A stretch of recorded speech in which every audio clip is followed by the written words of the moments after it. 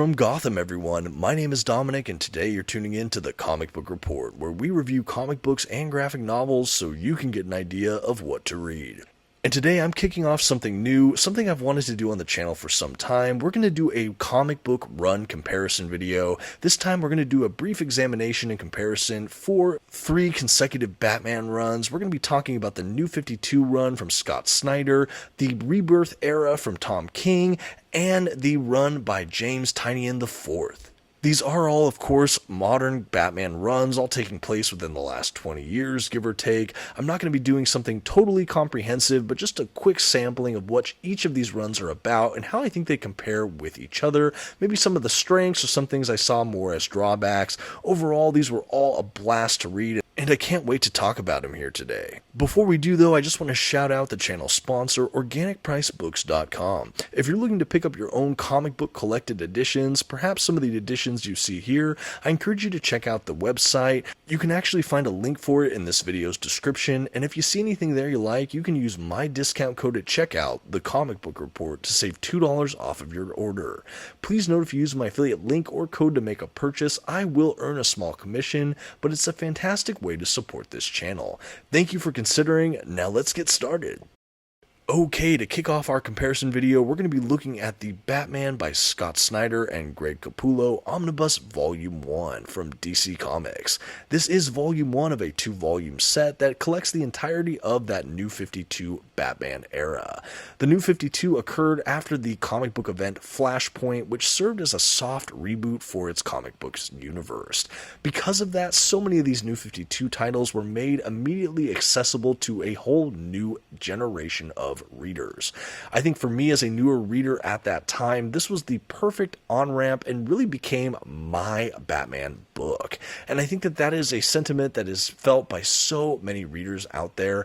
I know the New 52 era alienated a lot of longer-term fans of DC Comics because they really messed with the continuity in some pretty profound ways, but for a newer reader like me, it just absolutely worked.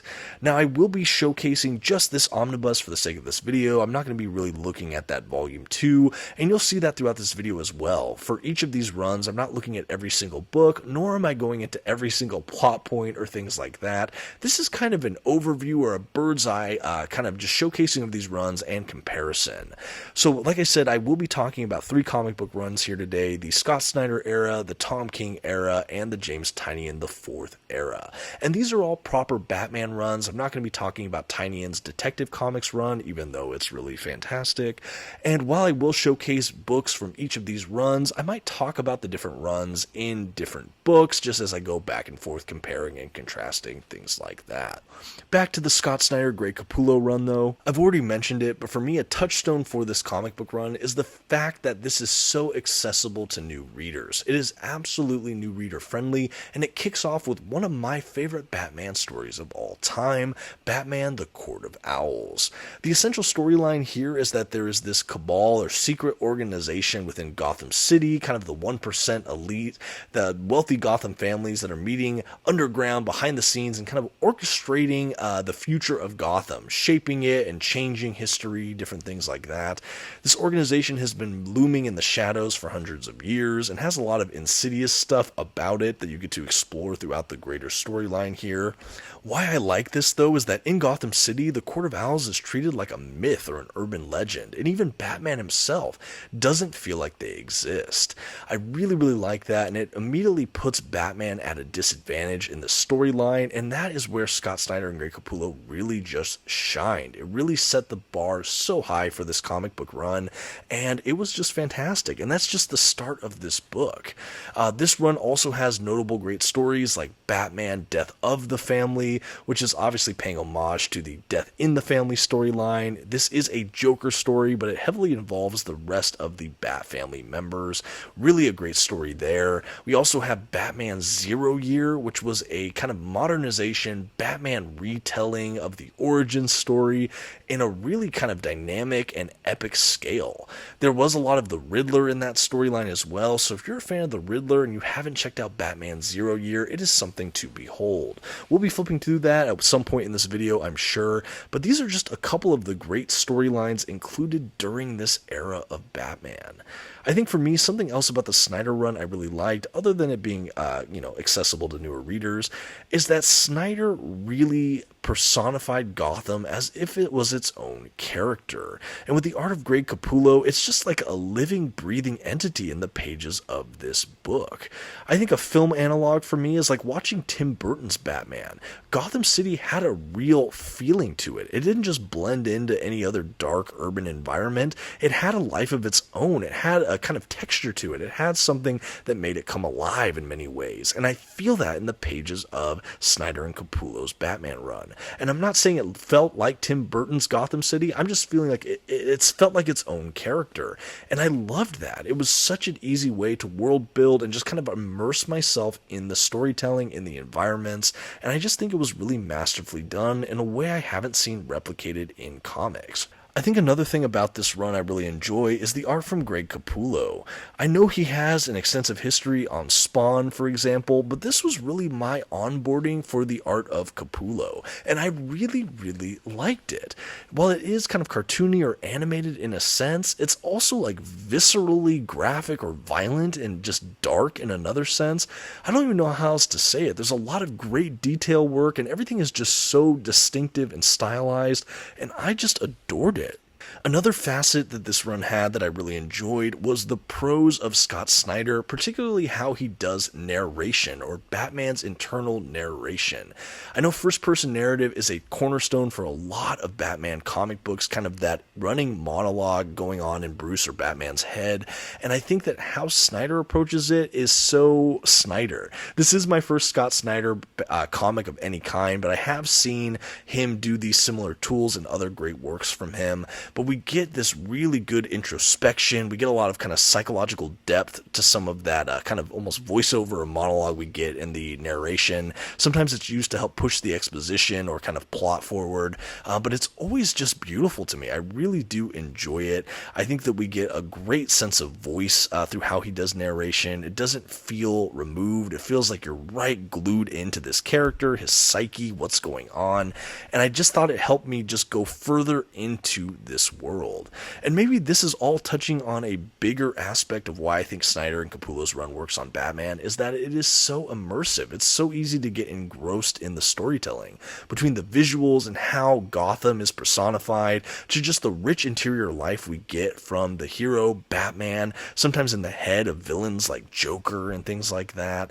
The visceral art style is just absolutely grabbing and captivating. There's certain just single images and panels in this book that it's just hard to turn away from. I think the storylines we get as well are really just interesting. I think that really Snyder and Capullo really didn't pull their punches. We have a lot of really creative choices, and I think as we go into the back half of Snyder and Capullo's run, which I think generally is regarded as not quite as strong as the front half, I think we get to see a lot of experimentation or creative choices that honestly I still really enjoyed. We didn't get kind of regurgitated plot lines. We got them really swinging for their fences, and I think it just really worked in a really, really wonderful way. And while I think these other two comic book runs I'll be talking about today still had some great high highs, I will say candidly, Snyder and Capullo's run on Batman is my favorite that I've had the opportunity to read. And honestly, there's a reason for that. Even just looking through the art as I'm flipping through this book and looking, I can just remember the feelings I felt when I read these for the first time as they were coming out. It was such an exciting time to be a new Batman fan for me, and maybe it's because I started collecting for myself around this era. I just have a special tie to this run, this universe, and everything Snyder and Capullo did.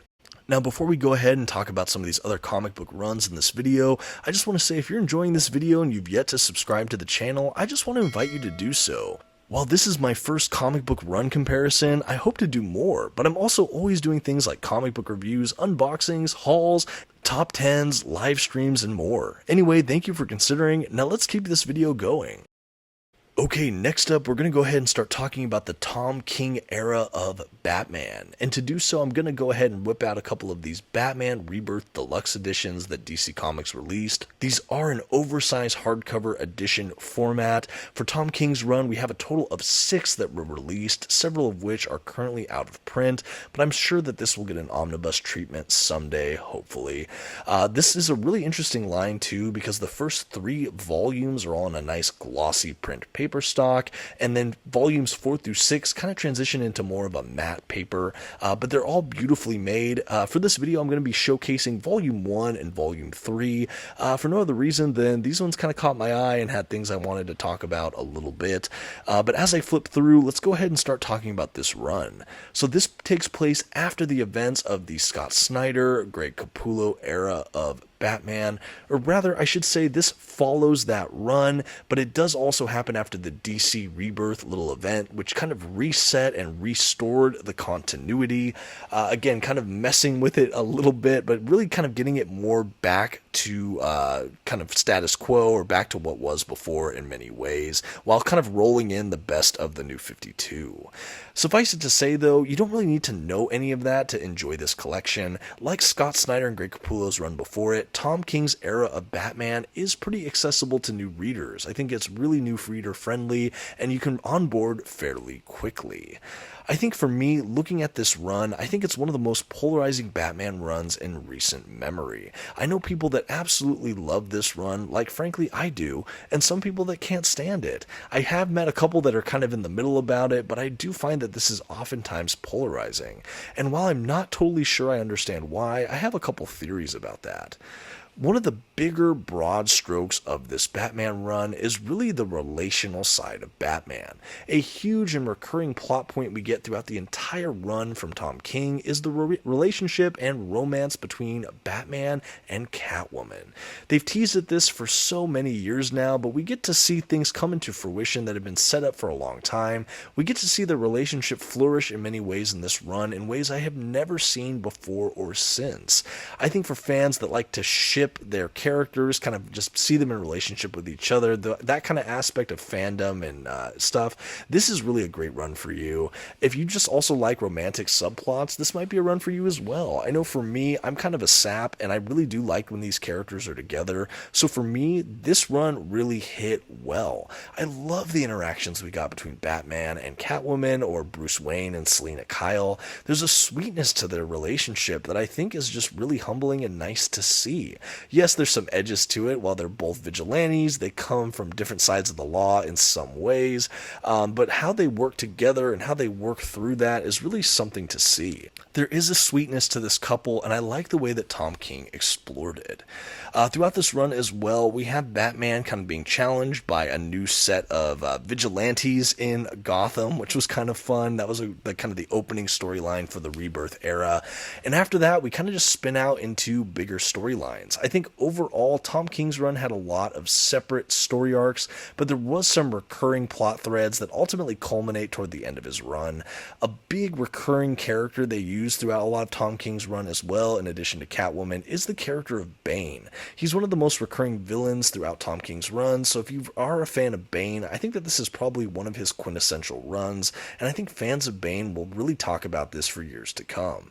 There were a lot of really surprising character appearances throughout this run as well, and a couple of really interesting changes to the Batman mythos by the run's end. And I won't go into spoilers there, but I will say Tom King really did some lasting impact to the franchise as a whole. The artwork we have throughout this run kind of varies as well, but we have people like David Finch and Mikkel Janin do quite a bit of this artwork, especially Mikkel Janin, and it is just gorgeous. I think that the art can be defined as more realistic, less cartoony in some ways. It feels a little more grown up or adult, and I think that that really works as well. I think that seeing kind of the love in the eyes between Bruce Wayne and Selina Kyle, for example, it's just really well realized by these artists, and it helps sell that romance angle for this book. And while I am emphasizing that relationship, that is by no means all that Tom King does during his run. We have some great villain interactions, we have some great character development moments for Bruce Wayne throughout this. We have a lot of stuff going on with the Bat family, that supporting cast of characters, and we even have kind of the elevation of certain kind of third-tier Batman villains more into the limelight in ways that I thought were really effective, but that I won't spoil here. One of the defining features of this run for me, and I think is really a kind of defining feature of Tom King in general, is the kind of lyrical prose style. Batman, like I mentioned during the Snyder run, is a very first-person narration-driven character, or at least a lot of runs seem to pick up on that, or graphic novels seem to do that aspect of Batman, the kind of internal monologue or musings of Bruce Wayne, Batman. What I like about this during Tom King's era is that Tom King can be both kind of action-packed, exciting, kind of visceral, but he has this kind of beauty to his writing where a lot of that narration can feel almost like poetry in a way. I really, really like how he approaches narration in a lot of his work. I'm thinking of things like Supergirl, Woman of Tomorrow, which is another one of my favorites from Tom King. I remember the internal monologue of that just being so beautiful. Like I said, it's almost like reading poetry. And I had the same feeling with a lot of the Batman work here. And maybe this and the relationship stuff isn't what a lot of people are looking for in a Batman book, but for me it really worked, and it really set itself apart from other Batman runs because of the focus on these kind of interpersonal relationships. I just feel like these characters felt more human or flawed in a way when I was reading this, and I did like that. It was easier to engage with the character. There's also a lot of playfulness in this run too, in ways I didn't expect. Like there's a whole sequence of issues, or an issue at least, with kind of a double date scenario with Batman, Superman, Catwoman, and Lois Lane. I think that this is just all really fun. Like I said, it was a softer touch to Batman in many ways. I mean, you had that juxtaposed at the same time with a lot of these intense villain fighting kind of moments and psychological depth. I think that this run just has a lot going for it, and I think that the people that can't stand it maybe need to try it again. There is a lot of good stuff here. And while it's not my favorite Batman run, I think as a Batman fan, a lot of people do themselves a disservice for perhaps not venturing into this run more. And finally, to round out this comparison video, we're going to be talking about the next Batman run in sequence. That's right, we're going to be talking about the Batman run by James Tynion IV. So this does take place after that Rebirth era from Tom King, and it does refresh that status quo. To showcase this run, we're going to be looking at the collections Their Dark Designs, Ghost Stories, and The Cowardly Lot. This is by no means the entirety of this run, but just a sampling to kind of flip through as I speak about this run. Now, Their Dark Designs, the book we're looking through here, kicks off the run for James Tynion IV, and I think for me, most interestingly, when I was reading this, I was comparing it less to the other Batman runs and comparing it more directly to his run on Detective Comics, which happened during that Rebirth era. For me, that book, I'm still making my way through it, but what I've read of that run, I actually preferred to this main Batman run, which surprised me. I thought when he was at the helm of his own, self-titled Batman book that focused on Batman, that I would adore it from moment one to the end, and while I still liked this run, I think I did prefer that Detective Comics run. Now, that is ostensibly a Batman-Bat family book. Batman's almost a secondary character in that book, but it really does work. Here, though, in the pages of Batman, and for the purposes of this video, we're going to be focusing more on this. This is straight up a Batman book. We follow him, he is the main character, and we are off to the races with this first storyline, Their Dark Designs. And interestingly enough, this was actually my favorite part of this run. I think that this was the high mark for me, and that's saying something because this comic book run boasted a couple really big Batman events that are pretty fun, like Joker War and Fear State, but for whatever reason, Their Dark Designs just really worked for me. It starts off with Batman basically being the target of a lot of just assassins in the DC universe, and it all kind of leads into the fact that there was this character known as the Designer who years ago plotted a way to kind of overtake the city and defeat Batman, and he kind of brought into his council characters like Catwoman and the Riddler, Penguin, and Joker, and this story kind of balances this what happened years ago with this character and what's currently happening in Gotham now. Is this kind of the plan is set in motion, and what's going on here? Who can we trust? And Batman is just against the ropes, and this is just a really fun kind of thriller. I don't know how else to say that. I felt like I was watching an action-packed kind of psychological thriller the whole time. The art we get here from Gilliam March is also just astounding. I think that this is another run that favors more realistic character models and a lot more grit.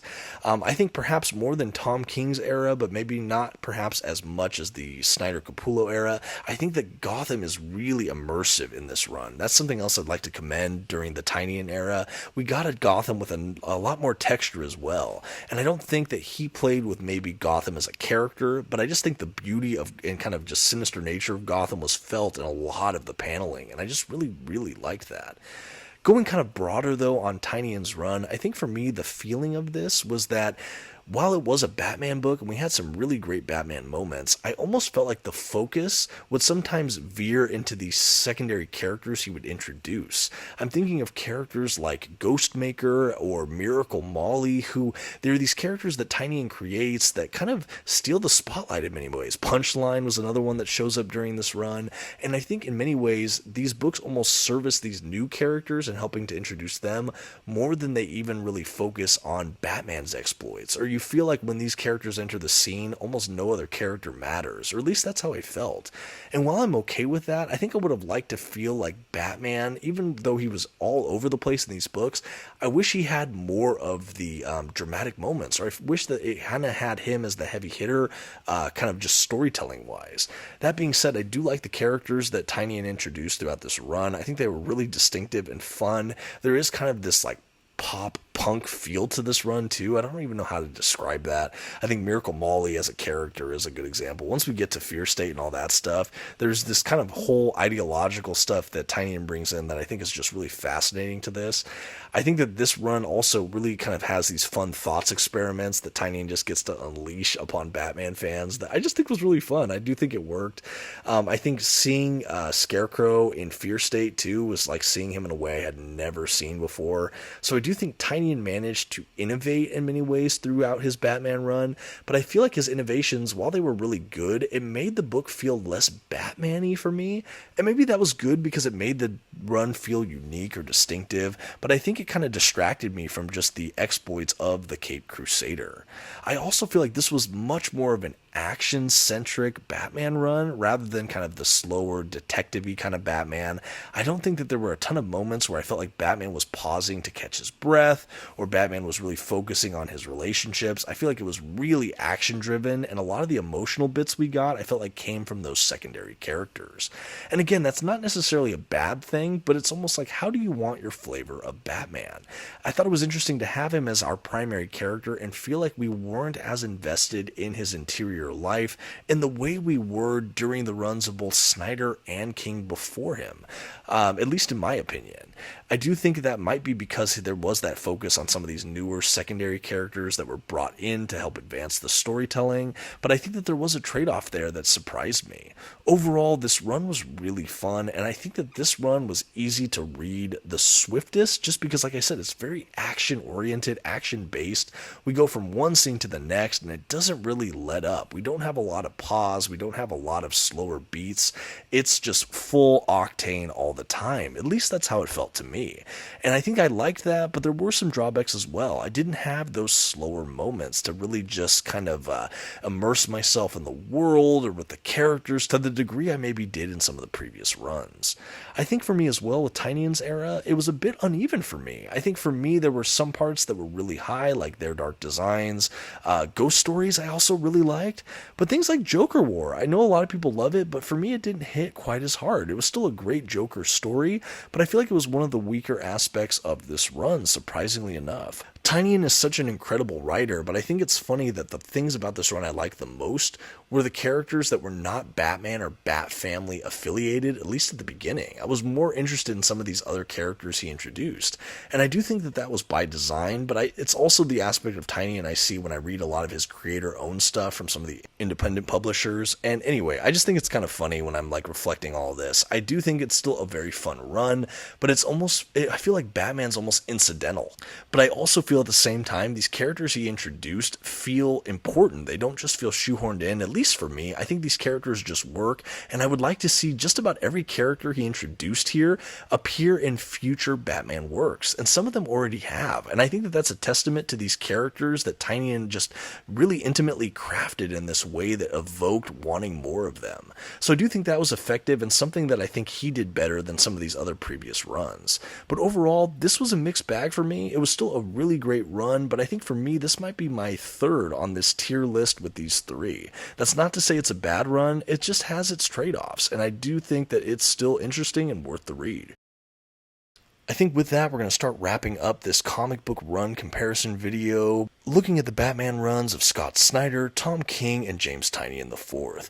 Obviously, there are so many other, even modern Batman runs I could have added to the list, like Grant Morrison or Chip Zdarsky, but these were the 3 consecutive I felt like I wanted to lead with for this video. This is a new style or video format for me on this channel, but it's something I wanted to play around with or experiment with for some time.